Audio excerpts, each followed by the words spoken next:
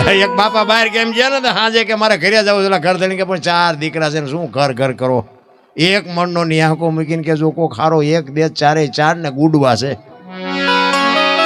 કેટલો કંટાળો હોય છે કો આ કહેવાનું જ તે ને અમારે 4 છે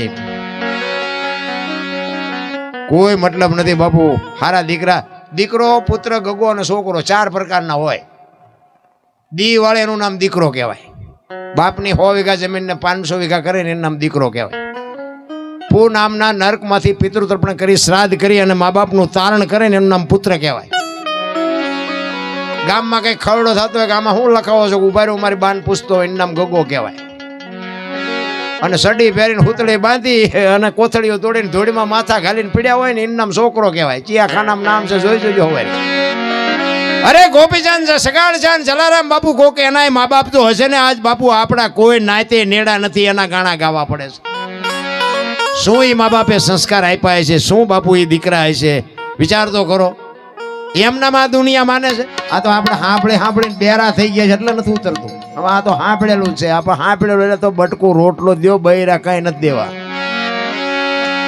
જલારામ જેવો જલારામ બાપુ તમે વિચાર તો કરો બૈરું માગે એક સાધુ જોકે આ કઈ અખતરો ન કરતા આ તો સાંભળવાનું જ છે આપણે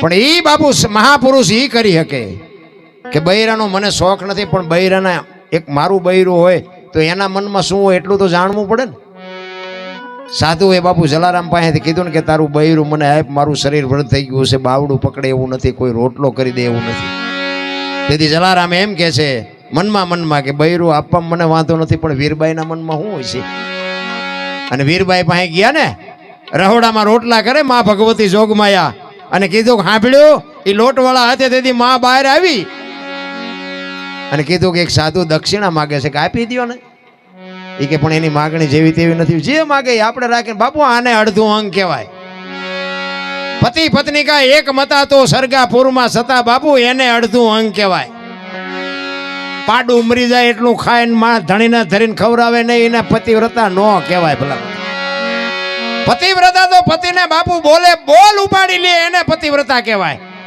જલા બાપા કહે છે એની માગણી જેવી તેવી નથી એમ કહે છે કે તારું બૈરું આપી દે તમારી માગણી કરે છે અને તેથી માં ભગવતી આર્ય નારી આ દુનિયાની બાપુ માં જગમયા જોગમાયા શક્તિ કહેતી હોય કે ભક્તિની વેલડી તો વર્ષોથી હાલી આવતી હતી પણ આજ એ વેલડીને ફળ આવ્યા એવું મને લાગે છે મારા બાપાએ તમને આ સોંપ્યો છે અને એ આ જો બાવાને આપી દો બાવો મને માગવા વાળો જેવો તેવો હોય નહીં તમે મને સોંપી દો વહી જાઓ આ જોગમાયા બાપુ એમ નામ ઇતિહાસ ન થાય જ્યાં ધર્મ ધ્રુજો પુરુષ નથી પૂગ્યો ત્યાં દેશની આબરૂ બાપુ દીકરીઓએ રાખી છે તમે કહો તો હવાર સુધી દાખલા આપો એટલે આ બેનો દીકરીઓ છે ને એને ખાસ કહું કે તમે તો આ દુનિયાની બાપુ ભગવતીઓ છો શક્તિ છો તમે ધારો તો આજે બાળીને ભસ્મ કરી દો તાકાત છે તમારામાં પણ હવે જે ફેશનમાં દી ઉઠાડ્યો છે તો આપણે શું કરવું હા દેહના પ્રદર્શન ન હોય હું તો બેનોને ખાસ કહું હાથ જોડીને કહું મને જે માતાજી સીતારામ ન કરે તો મને કાંઈ ફેર નથી પડતો બાકી દેહના પ્રદર્શન ન હોય બાપુ રામાયણનો એક દાખલો આપો કે સીતાજી લક્ષ્મણ રેખાને ઓળંગી ગયા ને હરણ થયું તમે એમ માનો છો સીતાજીમાં શક્તિ નહોતી મિથિલા નરેશની દીકરી બાપુ અગ્નિનો ગોળો હતો રાવણ માથે દ્રષ્ટિ પડે ને રાવણની રાખ આ દુનિયામાં ન પડે પણ આજની દીકરી માટે કેળો પાડ્યો કે જે લક્ષ્મણ રેખા ટપી જાય એનું આ દુનિયામાં હરણ જ થાય બાપુ રાવણ ગામો ગામ છે મરી ગયા વેમમાં ન રહેતા દીકરી હોય બાપ હોય માં હોય પત્ની હોય કે બેન હોય જે લક્ષ્મણ રેખા ટપે એનું આ દુનિયામાં હરણ જ થાય બાપુ કોઈને પાવર હોય તો કાઢી નાખે એટલે કહું છું કે બેનું દીકરીઓને બાપુ બહુ છે ને દેહના પ્રદર્શન ન કરાય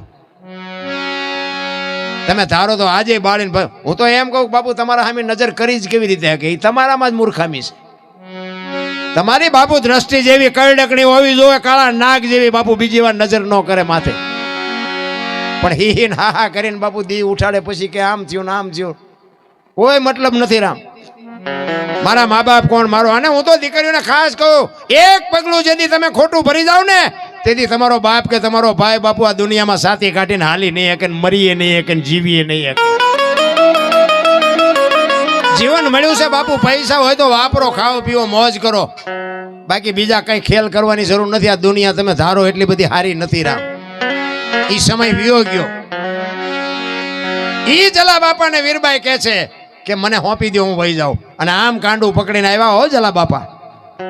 અને આમ બાપુ સાધુના વેશમાં અખિલ બ્રહ્માંડનો માલિક બેઠો હતો. અને તેથી સતાધારની ગાદી ઉપર આપા ગીગા હતા. આમ બાવડું પકડાયું ને ગા સતાધારમાં બાપુ એની હાથે ટોકરા નાગરા નગારાના આરતીઓ મંડી વાગવા. બધા જાગી ગયા કે બાપુ આ શું?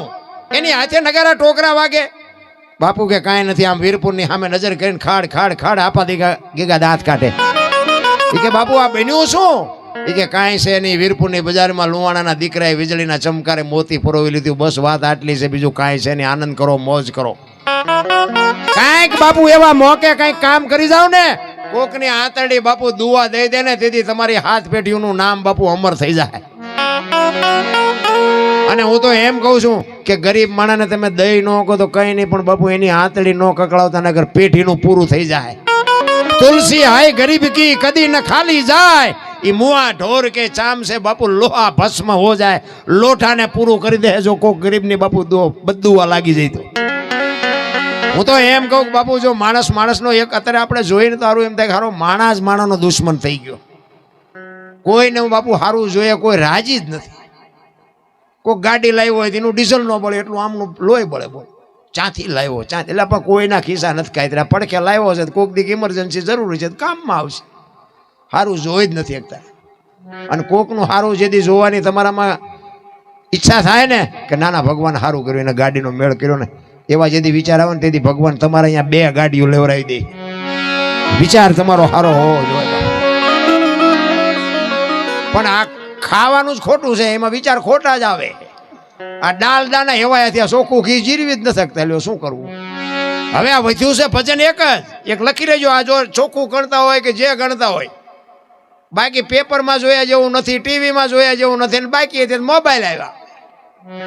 હવે આ એક જ વધ્યું છે કે આમાં મા દીકરો 2 એકે, બાપ દીકરી 2 એકે, ભાઈ બહેન 2 એકે, એવું જો વધ્યું હોય તો આ ભજન એક જ. બાકી જય ભગવાન આ ભજન વ્યુ જાય એટલે પૂરું થઈ રહે, સમજી લેજો. કાંઈ છે નહીં. સંતોની બલિહારી છે બાપુ. આપણા મેં કીધું એમ આપણા કચ્છ કાઠિયાવાડ સૌરાષ્ટ્રમાં પણ અત્યારે ઓલા બનેલા છે ને ડુપ્લિકેટ, ઈ લોહી બહુ પીવે. કામના કંટાળે જે બન્યા છે ને આવડા આ તો બધા ભજનાનંદી છે, પણ કામના કંટાળે જે પીરા પહેરીને બેઠા છે ને ઈ લોહી બહુ પીવે. પાછા એ આપણને એમ કે તમારું પૂરું થાય ત્યાંથી અમારું શરૂ થાય. ભાઈ અમારે કાંઈ તમારી પાસે જોતું નથી, કાંઈ શીખવું નથી. એવી બાપુ ઊંધા કાન પકડાવે છે ને, એ કીધાની વાત જ નથી. અને એસેમ્બલ જ લોહી પીવે છે ને. બાકી ઓલું અસલ તો બાપુ 1.5 લાખ રૂપિયા છે, ચમ લેવું? એ બગસરાનું જ લેવું પડે. પણ ભલે બાપુ પાવલી ભાર લેવાય, એક તોલો ન લેવાય કઈ નહીં, પણ લેવાય હોનો જ તેવો. હા, એ બગસરાનું પછી મારે રેવડીએ ન આવે. હા, એ કિંમત તો એની જ હોય. 100 ટુકડા થઈ જાય ને બાપુ હોનાના, એની કિંમત ન ઘટે.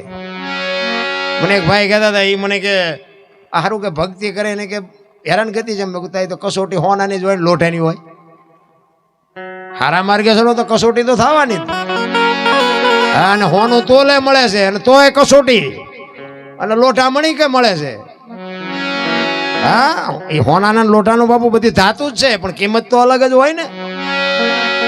એક દૂધ હોય એમાંથી બાપુ દૂધમાંથી બધું બને, દહીં બને, છાશ બને, ઘી બને. ભાવ બધાને અલગ અલગ હોય ને એકમાંથી જ બન્યું હોય. હા, એમ તમારી હાથ પેઢીમાં એક ખટારો ભરાય એટલા છોકરા હોય, પણ બધા ન હરખા હોય. અમુક તો આપણે એમ આના સકન ન લેવાય. અને અમુક કે ને આનંદ કહે પરમાનંદા માણે માણે ફેર એક વિદેહ ગયો ન વેર અને એક પાએ નો. આપણે બેઠા હોય અને બીજો માણા આવે અને અહીંથી હબો હોય બધા ઊભા થઈ જાય કે ઓલો કપાતર આવ્યો, હાલો ઘરે વયા જાય. એ માણા કહેવાય. અને 1000 ગૌ ઉપર હોય ને તો બાપુ એમ થાય કે 2 મહિનાથી હજી આવ્યો નહીં, આવે તો મજા આવે. એ માણા આ માણા જીવન એવું જીવાય બાપુ. આપણે આવ્યા પછી જેમ દીવાની પાસે પતંગિયાને કહેવું ન પડે, અહીંયા બળી જાય તો જાય જ તે. ઈ જ મજા છે.